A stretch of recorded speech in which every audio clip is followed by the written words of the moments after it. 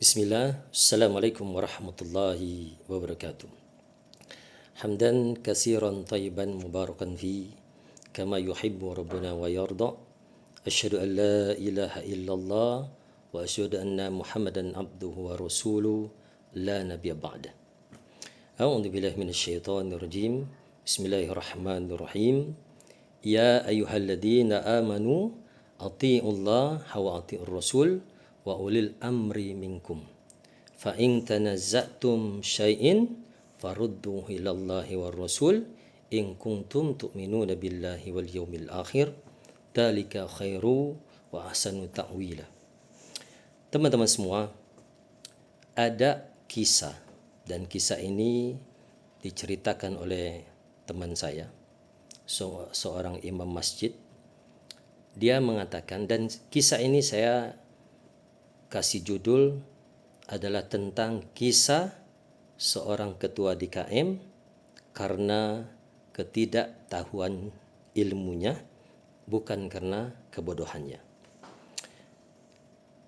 Suatu hari, ya, kira-kira beberapa hari yang lalu, tepatnya kata teman saya bercerita, tepatnya pada waktu sholat subuh, ya, teman saya ini adalah seorang imam tetap di masjid yang ditunjuk oleh ketua DKM dan jamaah yang lain untuk mengimami salat 5 waktu.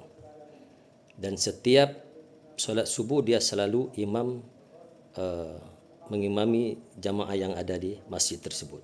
Satu hari imam ini, teman saya ini, berhalangan untuk mengimami sholat subuh.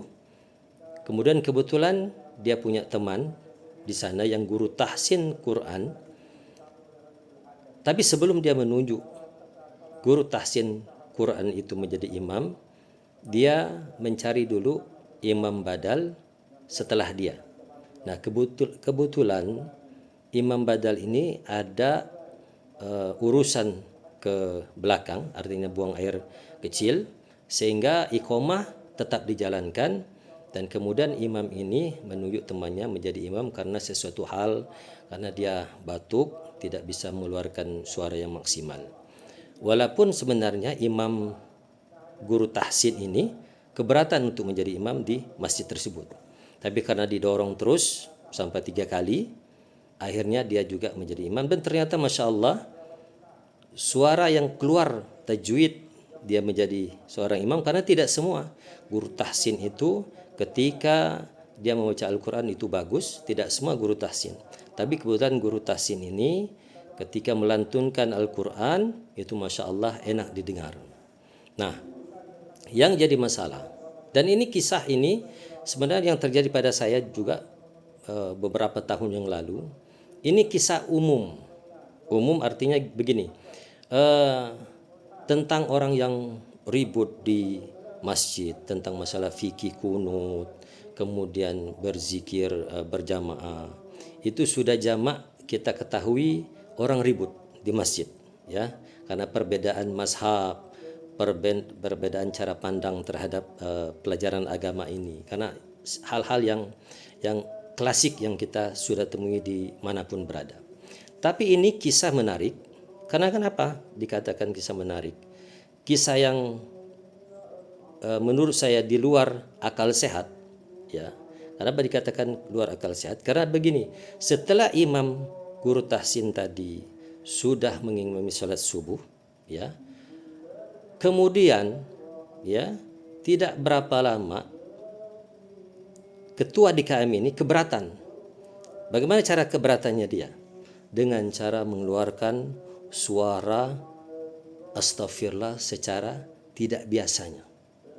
Astagfirullah, astagfirullah. Jadi seperti kelihatan ada sesuatu yang salah besar di mata ketua DKM ini. Itu yang pertama. Kemudian yang kedua, dia mematikan lampu ketika jamaah masih ada di dalam masjid itu. Ya. Ketika jamaah masih ada berzikir setelah sholat subuh, dia mematikan lampu, setengah dari masjid itu dia matikan, ya. Dan kita menyadari itu, tapi kita diam saja. karena kita orang berakal, ya. Karena kita orang berakal, kita tidak gubris, ya. Nah, kemudian keluarlah jamaah, ya, dari masjid tersebut. Kemudian juga kelihatannya ketua DKM ini tidak puas terhadap apa tindakan dia dalam masjid tadi. Dia keluar menyampari jamaah yang lain dan mengatakan bahwa sholat tadi tidak benar. Ya, bahwa sholat subuh yang tadi diimami oleh guru tahsin tadi, temannya imam tetap di masjid tersebut, dia mengatakan bahwa sholat itu tidak benar. Inilah yang saya bilang itu, ya, saya bilang karena ketidaktahuan, tahu terhadap ilmu agama ini, bukan karena kebodohannya dia. Saya tidak bilang bodoh, tapi ketidaktahuan terhadap ilmu agama yang benar ini. Kalau masalah fikih, masalah zikir bernama, oke sajalah. Yang klasik benar masalah-masalah. Tapi ketika ada imam yang tidak biasa mengimami di sana dan sudah diizinkan oleh imam tetap, kemudian dia mengatakan bahwa sholat tadi tidak benar, ini menjadi pukulan menyakitkan bagi para jamaah dan imam yang biasa mengimami di masjid tersebut.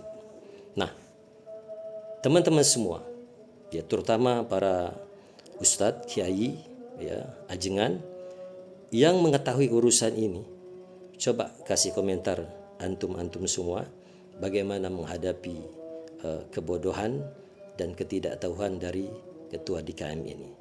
Demikian teman-teman semua, karena ini hari ini malam Jumat, mari kita perbanyak sholawat, mari kita berbanyak istighfar untuk diri kita sendiri sehingga hati kita menjadi lebih tenang, lebih sakinah terhadap apa-apa yang menjadi persoalan di sekitar kita ini.